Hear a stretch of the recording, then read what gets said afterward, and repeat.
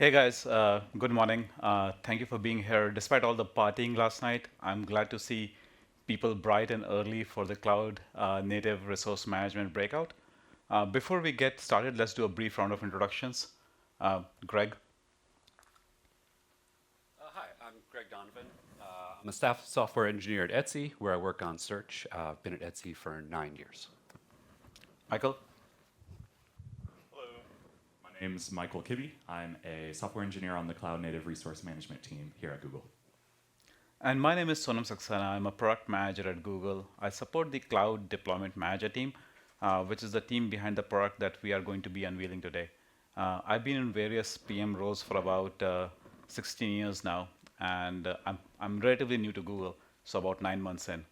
Before we get started, let's get a bit of housekeeping out of the way. I would highly recommend opening up the Cloud Next app on your phone. The app allows you to ask and upvote questions. It's super easy to use. Just look for Cloud Native Resource Management session, click on the Dory Q&A button, and start asking or upvoting questions that other in the audience are asking. To get you warmed up, I've actually thrown up a question on Dory for Greg because I love to help him. And so without further delay, let's get started and talk about what we are covering today. We are announcing a new product, Config Connector, and we are really excited to tell you all about it. Config Connector is going to allow you to use kubectl to manage your GCP resources. We are going to give your familiar old kubectl new superpowers. How? We are going to tell you and show you later in the talk. Our goal is to have, for you to have one CI/CD pipeline that you deal with on a day-to-day basis, the one that drives all your kubectl invocations. But as I tell my kids, you have to eat your vegetables before you can eat dessert. And to get everyone in the audience on the same page, I'm going to start with a bit of a history lesson. I'm specifically going to be talking about two secular trends, adoption of infrastructure as code and the rise of Kubernetes. And then I'm going to talk about the problems that we see because of that stacking, and then dive into the solution that we are building. We will then shift gears and get into the exciting part of the presentation. Gregg has an explosive demo lined up for us, and he's going to talk through how Etsy has adopted GCP and his experience around using the product, obviously. And then we'll end with KB, Gregg, and I taking questions from the Dory and from the audience. If that sounds good, let's start with something a customer told me last year. So as you're reading this, remember this is a company that vast majority of people in this room probably use or at least have heard of. I've redacted their name as getting legal approval in time for next comes with its own sets of perils. So to put this in context, this company is forward-leaning. They have infrastructure on-prem, on GKE, on GCP. But given that GKE is declarative and GCP is imperative, they run into the problem of fragmented management language matrix. So how did we end up over here? To understand that, let's talk about the first secular trend that has taken the world by storm, the adoption of infrastructure as code. It seems like a lifetime away, but only a few years back, many of us in this room were still doing configuration by hand. However, as public cloud providers have achieved multiple 9 reliability on our infrastructure, increasingly errors are not caused because of hardware problems, but because somebody fat-fingered an extra zero or pressed the wrong button. For the most part, we can all agree that manual configuration is mostly behind us. And the advantage of putting everything in Git is tremendous. Once you have everything in Git, you can start applying basically the last 30 years of software management best practices to these resources. And you can start treating your infrastructure as zeros and ones and leveraging Git workflows to do some very interesting things. Let me give you 3 examples of what I have seen customers do. The first example is approval flows in highly regulated environment. So if you're working at a startup, you may laugh at this, that some companies have to get approval from their VP or directors of IT before you can approve spend on infrastructure at a certain level. However, if you're in finance, insurance, government, healthcare, being able to leverage Git workflows for approvals is not only a nice to have feature, but it's a regulatory requirement. Another great example is the notion of pre-submit check. GCP recently released a product called Config Validator. It's an EAP that allows you to ensure that your policies and infrastructure articulated in code are not in violation with your overall organization policies. So imagine a scenario where you spin up a cloud function for a few seconds. Config Validator ensures that the function is compliant saving you hours of rework or even worse later. And my last example is my favorite, code reds. Not that I like code reds, but it's a good example. I met a customer last year in New York who has a pre-agreed template on who gets access to what resources in case of a code red scenario, if something bad really happens. And she is able to give hundreds of engineers access to GCP environments in case something bad happens. Additionally, because this is now part of a code branch that her leadership has agreed upon, she's able to simulate a code red drill, giving developers the access they need to fix the issues that they are seeing and to roll back the access once a fix has been found and deployed. And the best part of the story is that you don't have to be Etsy or Snap to take advantage of these DevOps practices. Fortune 500 companies, government agencies are adopting these workflows so that they can recover from failure faster, deploy more often, and deploy more quickly. And all of this has been very exciting. As in the last few years, many startups have established, and established players have entered into the fray and trying to simplify how you manage and deploy infrastructure. As I see this kind of happened in three waves. I started with CI/CD for code, which is now pretty well established, and you have a lot of options to choose from. Then config as code came in. It's part of the second wave with Google's Cloud Deployment Manager, Chef, Pulumi, Terraform leading the way. And everything for code is starting to take off, with customers wanting to put their IAM policies, router configurations, firewall rules, VPCs, everything into Git. And with all these different tools and services in the space, customers have a broad set of options and standards and languages to choose from. And often these options and standards do not work well with each other. But we'll talk about that in a bit later.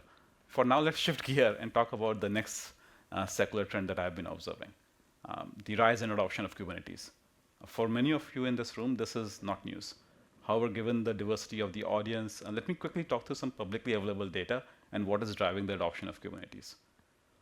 Over the past few years, we have seen Kubernetes steadily gaining in usage on every platform, but nowhere has it been more popular than on GCP. As most of you are aware, Kubernetes was originally developed at Google, and we continue to lead the innovation in this space. According to a survey by Datadog, organizations running containers in GCP, more than 85% orchestrate workloads with Kubernetes. In Azure, which has offered a managed Kubernetes server service for about 2 years now, roughly 65% of organizations are using containers are also using Kubernetes. Kubernetes is literally everywhere. Our customers run their own Kubernetes clusters in diverse infrastructure environments, and all three major cloud providers now offer a managed Kubernetes service as well. So, what is driving this adoption? And for just to get into that, hey, what is driving this? Think back, back in the day to when you had to update software or when you're pushing a new deployment. There was usually a lot of downtime, and I remember doing my organizational-wide upgrades at midnight or over the weekend when user traffic was at a minimum. Continuously deploying new features with downtime does not increase velocity. The goal is to update the application without any downtime, as your users expect a constant uptime. Therefore, velocity is measured through the number of features you could ship per hour while still maintaining a highly available service. The core concepts of Kubernetes which enable high velocity are immutability, declarative configuration, and self-healing system. So as far as your developers are concerned, they apply their infrastructure in Kubernetes using kubectl apply, and they can focus on higher level functions and not worry about downtime. Also, as your product grows, you have to scale both your software and teams working on it. So Kubernetes achieves scalability by favoring decoupled microservice architectures. In a decoupled architecture, each component is separated from other components by defined APIs and service load balancers. APIs provide a buffer between implementer and consumer, and load balancers provide a buffer between running instances of each service. Decoupling components via load balancers makes it easier to scale the program that make up your service, because increasing the size of the program can be done without adjusting or reconfiguring any of the other layers of your service. Let's talk about separation of concern. This topic should resonate really well with you. When Google builds a service as a consumer of that service, you don't really care about how we go about building that service. Similarly, in Kubernetes, the application developer relies on the SLA delivered by the Container Orchestration API without worrying about how it is achieved. And likewise, the Orchestration API reliability engineer focuses on delivering the Orchestration API's SLA without having to worry about the applications that run on top of it. This separation or decoupling means that a small team running a Kubernetes cluster can be responsible for supporting thousands of teams running on their application within that cluster. And finally, because in Kubernetes, applications can be co-located on the same machine without impacting each other, this means that tasks from multiple users can be packed tightly into fewer machines. This in turn provides greater efficiency and also reduces the cost of hardware as less machines are used, which means better cost efficiencies. So now that we are on the same page, let's talk about your managed infrastructure before Kubernetes arrived on the scene. Most organizations picked an orchestrator of choice, so they could have Jenkins or a Git tool of choice that they worked out of. Depending upon which customer I'm talking to, they will often have separate organizations managing their policies versus their infrastructure. It's not necessarily that within the same organization, especially if it's large, they agree on the same choice of tools on both sides of the house. They will then couple their orchestrator with one or more client that does the actuation. And they may end up using Cloud Deployment Manager, Pulumi, or Terraform for their GCP resources and help for Kubernetes. This stacking and mixing of tools has led to this fragmented management and language matrix that I talked about, where developers and operators have to use a Rube Goldberg-ish set of tools to manage different resources type with different providers. And the challenge is that any two organizations today are not using these tools in a similar way. And often they are confusing inconsistencies across UIs, development environment, command lines, SDKs, configuration tools, and docs, leading to increased opportunity for customers to make an error. As you can imagine, this can often lead to workflows that can be hard to orchestrate across non-interoperable tools which speak different languages. But wait, there is more. As Kubernetes is gaining wide adoption, increasingly customers have to operate in the weird split brain mode. When you're managing your Kubernetes cluster, you have this clean declarative language where you order what you want. It's like ordering pizza. You say medium pepperoni, extra cheese, and the pizza shows up magically in your doorstep in 30 minutes. However, when you're managing your legacy cloud, you have to use imperative APIs with conflicting standards. Now you have to be precise and describe the entire recipe step by step. So if all you wanted was a database on top of a SQL running on a VM, you have to go step by step, and you have to say, hey, spin up the VM. Then you pull the thing, you wait for a couple of minutes for the VM to come up. Then you're like, oh, like populate the SQL database. And then the SQL database comes up, you pull it, and then you're like, oh, put the database inside it. And you have to basically ensure that every step was completed successfully before you can do the next step. This creates cognitive dissonance for our customers, and we decide to step in and solve the problem.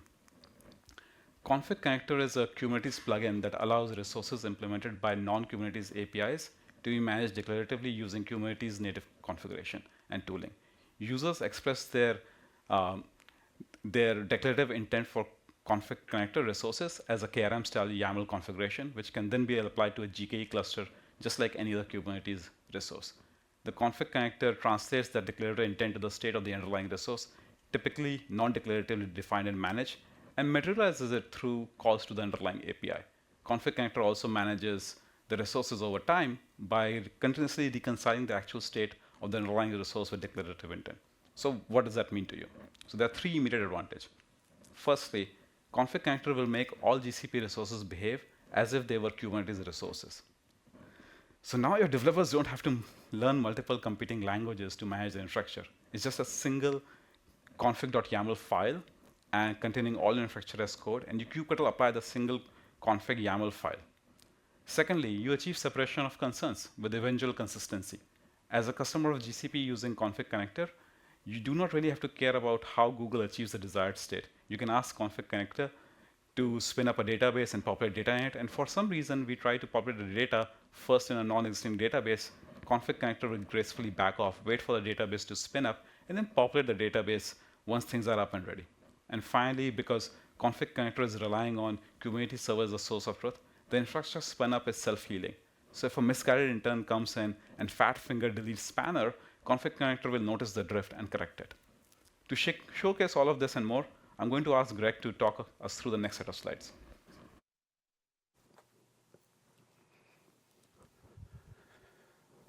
Excellent, thank you. So I am, as I said, Gregg Donovan from Etsy. And for the last 18 months or so, I've been working on our migration to GKE as part of Etsy's larger GCP migration from our on-prem co-located bare metal data centers. And I'm looking forward to sharing some of our lessons migrating from bare metal to GKE and how Config Connector fits in. So what is Etsy? Etsy is the global marketplace for unique and creative goods. It's a large, international, and rapidly growing marketplace.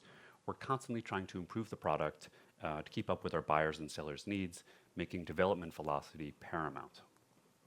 Search at Etsy, which I work on, is an especially fun problem. It combines large-scale systems and machine learning problems, real-world impact, and lots of interesting products to think about. Etsy's headquarters is in Brooklyn, where it was founded, and we also have engineering offices here in San Francisco, in Toronto, Dublin, and plenty of remotes around the world.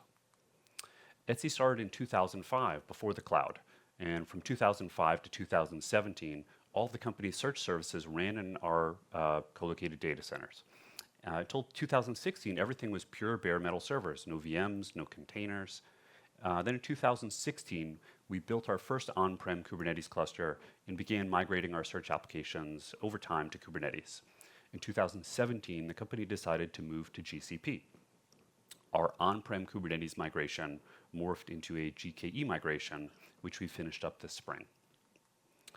When we started our GCP migration, we decided to use Terraform to provision our GCP resources. We use Terraform for everything except for our applications and the Kubernetes objects that they create. So what is Terraform? For those unfamiliar, Terraform is a framework for provisioning cloud resources using a declarative configuration language called HCL. In addition to GCP, it supports AWS, Azure, other infrastructure providers via their plugin framework. Underneath, Terraform represents our resources as a graph with their dependencies. When you make Terraform changes, it needs to reconcile your declared state with the actual state of these resources. For example, does the GKE cluster name search exist? Does it have the node pools we've requested? And if there's a drift between your desired state and the current state, Terraform will figure out which API calls it needs to make in order to reconcile the desired and actual state. And if you're interested in learning more about the underlying graph at work, there's a great talk called Applying Graph Theory to Infrastructure as Code that I found very helpful. And to deploy Terraform changes, we have a CI pipeline that uses Jenkins, validates that a Terraform change is valid, gives you the output from a Terraform plan, and then, if a human approves the plan, applies it. We have a single Terraform monorepo with all the company's cloud infrastructure, giving us a single place to audit, refactor, and a single CI/CD pipeline for all of this. Now, over in GKE, where search is, Kubernetes does something very similar. Our declared state is in our YAML configuration. The actual state is determined by Kubernetes, usually by consulting the etcd database that backs its API. When you call kubectl apply, Kubernetes will begin to reconcile what you expressed that you wanted in YAML with what's actually in existence. So both Terraform and Kubernetes have graphs with a notion of dependencies. Each graph knows how to do a topological sort, figure out what the order that it should apply changes. The Kubernetes API is a wonderful thing. We're able to express our infrastructure richly with an API that works on any cloud provider, on-prem, et cetera. And we have assembled built-in Kubernetes objects like deployments, stateful sets, et cetera, that can model our infrastructure declaratively. We also take advantage of the Kubernetes extension mechanism, custom resource definitions, to model objects at a higher level. For example, we use the Prometheus operator to deploy Prometheus. It uses a set of custom resource definitions to model objects that are the core abstractions in the Prometheus installation. Prometheus, Alert Manager, Service Monitors, and Prometheus rules. These then become top-level objects in Kubernetes that we can manipulate with kubectl. So I can do kubectl get service monitors and see a list of directives for Prometheus about what to scrape. CRDs make a lot of sense when you analogize them to programming languages. If pods, services, config maps, etc. are like your primitive types, custom resource definitions allow you to build higher-level abstractions out of these primitives. They're like Java classes, but for Kubernetes. And Kubernetes has, to quote Kelsey Hightower, become the POSIX API for distributed systems. And so at Etsy, we deploy all of our search services to GKE. We use the tech stack on this slide for our Kubernetes CI/CD pipeline, which we'll see more of in the upcoming demo. Suffice it to say, we've invested a huge amount of time and effort to make this pipeline as fast and powerful as we can. It offers speedy, incremental, reproducible builds using Bazel, especially for incremental Docker container layer builds, and programmatic control using Python over the Kubernetes YAML generated specifically for each environment. And our goal is to make deploying to Kubernetes fast, reliable, as customizable as you need it to be, and as simple as we can make it. We want our search repo to be the one place you need to make changes to launch a new feature or create a brand new testing environment in, for example, a PR-driven workflow. So if this seems intriguing, I gave a talk at BasilCon last year about this stack, and I'll be speaking more about it at KubeCon in Barcelona next month. Or just email me. Unfortunately, this stack has a glaring weakness. Anytime we want to make changes to GCP resources, it doesn't help us. Our two worlds, Terraform and Kubernetes, do not interact easily, adding lots of friction, fragility, and complexity to the development process.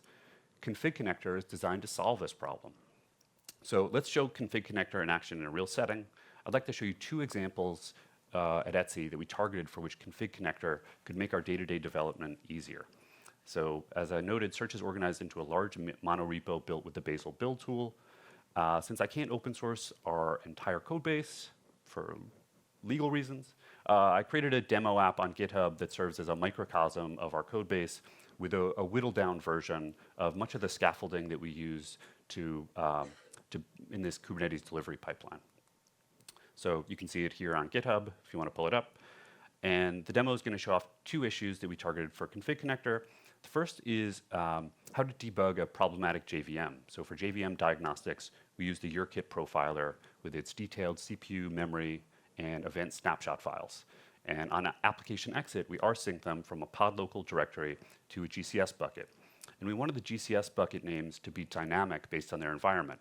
Some combination of the GKE cluster, the namespace, the pod name, so the snapshots were well organized, didn't step on each other's toes. The second issue we wanted Config Connector to help with is structured logging. So for certain use cases, we'd like to stream logs directly to BigQuery so that we can perform analytics on them. And again, we want a dynamic one-to-one mapping of data set to application environment. Before Config Connector, we would need to go to Terraform every time we create a new environment. So if you imagine that PR-driven workflow where you've got some changes you want to make, before actually going to search and deploying your changes, you've got to go over to Terraform. And you got to follow all these steps. And there might be some I've forgotten. And what makes it more difficult is that, for example, for a GCS bucket that you might want to create for your namespace, we have random slugs attached to them for security reasons. So, and then our Terraform state files are encrypted. So it adds a lot of steps. And another problem is Terraform's configuration language. It's very, very limited. It makes complex real-world configuration, like we have at Etsy, very difficult. For example, if a simple for loop over a map is almost impossible to do without reading a blog post about it in Terraform. Then we're not up to that. So let's go to the demo. All right. So this is the script we're going to run. It's the sort of the main method of our pod that starts up a server, and then when it exits, it copies all of these snapshot files to GCS. And here is the service itself. Sets up BigQuery, sets up some URL handlers, writes to our structured logs, can say hello and goodbye. Just a simple application to show how this works. And then this is the script that gets called on shutdown to write those snapshots to GCS. And we can also show the structured log, which is writing rows to BigQuery. And here is how we use Python and Bazel to generate dynamic YAML that we send to Kubernetes. So for example, this target is calls subtargets that generate a dynamic namespace, a dynamic GCS bucket, a dynamic BigQuery dataset, and then our regular Kubernetes deployment. Now this is not the most dynamic example, but if you imagine QA environments versus test environments, different things you might want to be testing. So this is just Python with PyYAML generating a standard Kubernetes deployment based on your context. What's your namespace, what's your cluster, et cetera. So this is the application. Here's the service that it uses. But the more interesting part comes when Config Connector comes in. So here is how we create a GCS bucket. So there's no switching over to Terraform. We're using a CRD, so a config connector CRD right here, and now we get a new type inside of our Kubernetes cluster. We have a type called storage bucket, and that is provided by config connector that Sonam announced today. And you can see we set up the standard GCS bucket attributes like its lifecycle, when it gets deleted, after how long, etc. And then we do the same for BigQuery. So we dynamically create a BigQuery dataset. We do the follow the BigQuery hoops for how you have to name your datasets, set up the table expiration, a friendly name, etc. And now we've got this new kind within our dataset, a BigQuery dataset. So we've got these new superpowers. And I'll show you one last bit, which is how we generate the underlying Docker container. So it's a Bazel container image target that takes a base Docker container, adds some scripts, adds the URKit files, and outputs a Docker image. All right, so let's show it at work. So if we go, let's see, we're in the CNRM GCP Next 19 demo namespace. That's where we want to be. Let's see. And do we have anything running? We don't. Okay. So we're going to hit that target that we showed before that's going to deploy all of those things. So we're going to try to deploy in one command the namespace, the deployment, the service, and the BigQuery dataset, and the GCS bucket. So again, something that will require previously multiple trips over to Terraform to generate these things, cut and paste it into our code base. Now it's one command.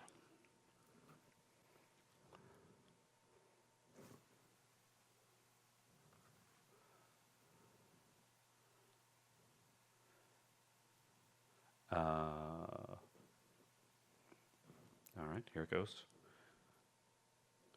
So we can see, there we go.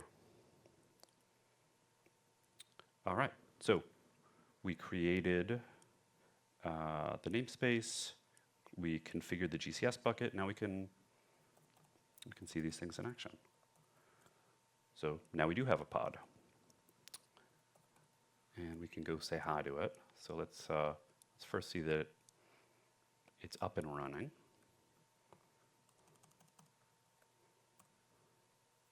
Okay, listening on port 8000. Let's go say hi.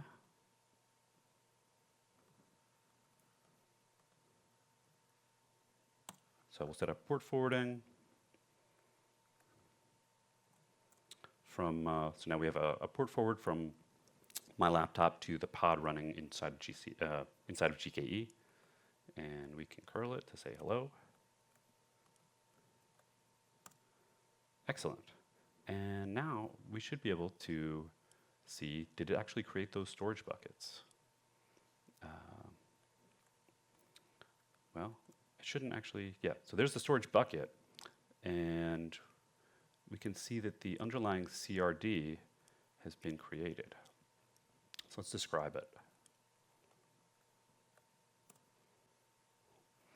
And you can see the control loop in the background. So this is up to date. So given the YAML we have here, where we described what we wanted a storage bucket with these parameters, deleted after 7 days, and there's a control loop in the background making sure that those GCS resources matches what we had in the YAML spec.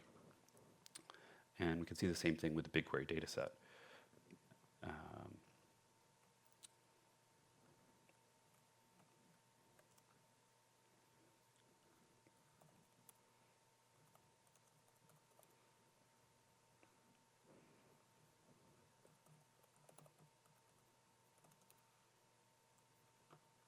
And there it is. BigQuery dataset exists as we wanted it to. But we should, if we go to the console, now we can see these resources right in the console.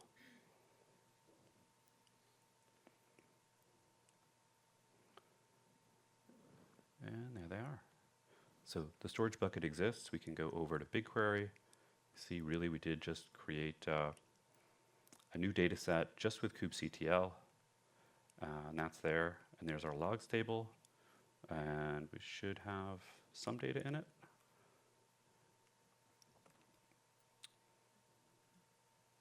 There we go. So when we said hello, it wrote the hello message. So it's working. And now when we shut it down, it should write those GCS snapshots to the dynamically created bucket. Very dramatic goodbye. So let's see if that actually worked. Let's list it out.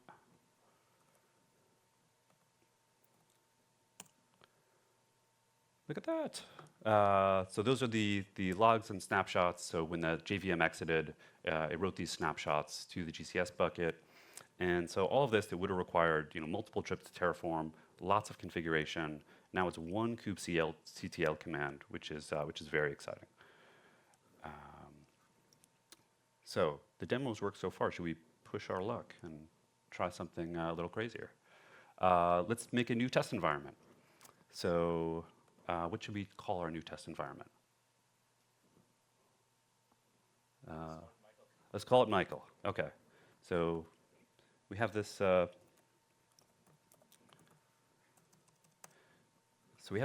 Single source of truth configuration for all of our applications, their namespaces, et cetera.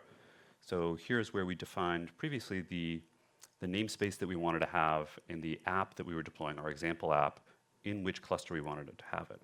So now we're going to make a new namespace that didn't exist. So this is a bazel.bzl file that is defining this. All right, we'll call it Michael. Call it Michael test.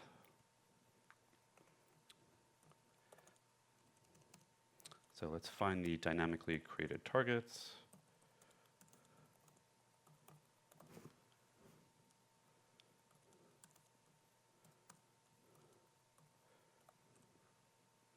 Okay, so there's 5 targets. We have a new one for each of those things that we deployed previously to the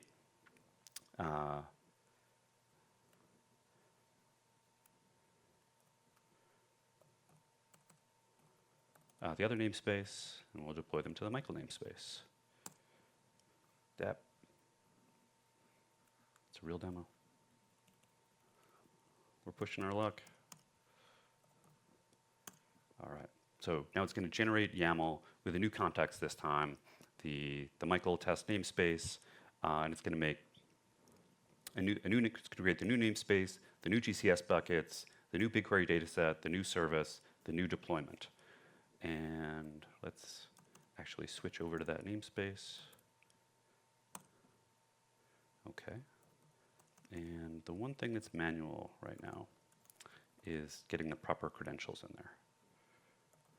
That is something that with workload identity that's being announced shortly, that this manual step will go away. So we put the credentials that our pods need. And now let's see if we have pods. We do.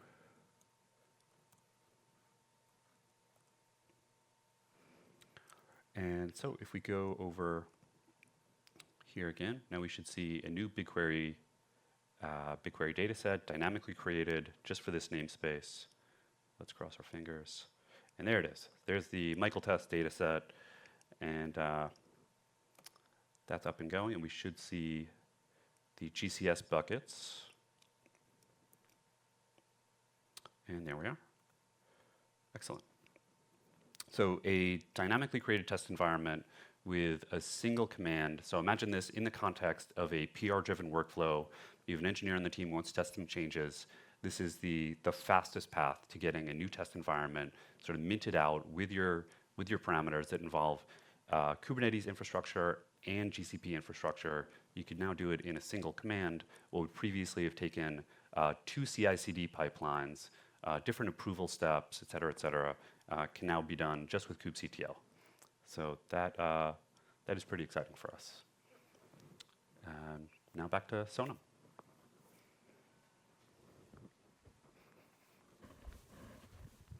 That was amazing. Thank you, Greg. Can we switch back to the... Oh, perfect. Magic. So that was amazing. Let's move on to the Q&A section. I'll ask Michael to come up on stage as we get set up over here. Greg, you too. You don't get any rest. Um, for people that arrived a bit late, I would suggest downloading the Cloud Next Step. The app allows you to ask questions and upvote questions. In the audience, it's super easy to use. Also, before we get started, if you would like to participate in our alpha, please check us out on GitHub. It's a closed alpha. We have limited capacity, so I would suggest getting on this quickly. Also, if you hate typing, just point your Android or iPhone camera to the QR code. You should see a pop-up on your camera that takes you to that page. All we need is the email of the user or service account that you'll be using to run config connector, and we can get you up and running. With that, let's go to the Dory. And Michael, the floor is yours.